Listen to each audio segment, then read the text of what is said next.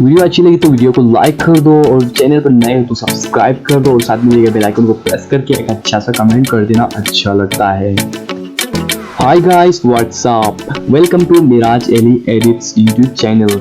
तो जी हाँ दोस्तों, इस वीडियो में मैं आप लोगों को बताने जा रहा हूँ कि कैसे एडोब फोटोशॉप 7.0 में how to change hair colour. Okay, अपने बालों के कलर को कैसे चेंज करेंगे, वो हाँ कोई मर्द हो या औरत हो, कुछ भी हो, कोई फर्क नहीं पड़ता, बस बालों को चेंज करना। ओके, सबसे पहले अपने फोटो को ओपन कर लेना, जिस फोटो को आपको चाहिए। ओके, उसके बाद इस वाले टूल को इस्तेमाल करना है, पोलोनियल्स लूजी टूल। ओके, इसको टूल करके जितनी अच्छी तरीके से आप अपने बालों पर अप्लाई करोगे, जिस एरिया पर आप लोगों ने लगाना है उसी एरिया पर आप लोग इसको सिलेक्शन कर लेनी है, जैसे कि मैं इधर कर रहा हूँ।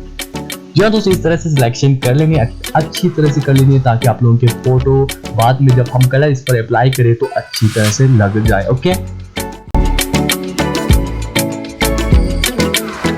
तो अभी सिलेक्शन जो है ना खत्म हो चुके हैं हमारा। उसके बाद आप लोगों ने इमेज पर चले जाना है, एडजस्टमेंट में चले जाना है, उसके बाद colour balance. Okay, colour balance में चले जाना है आप लोगों ने। उसके बाद कलर अपने हेयर के हिसाब से सिलेक्ट कर लेनी होती है। इसके बाद आप लोग एक और स्टेप है, उसको करने से पहले आप लोगों ने बाद में जाना है इस वीडियो से। ठीक, अभी देख सकते हैं ये तो हो गया। आप देख सकते हो आगे पीछे थोड़ा सा कट लग गया, तो मैं इधर से इस वाले टूल का इस्तेमाल करूंगा, स्टैम्प वाले को। उसके बाद इधर से थोड़ा सा जो आगे पीछे कलर हो गया, इसको अपने हिसाब से इस वाले टूल के हिसाब से इधर से मैं खत्म कर लूंगा।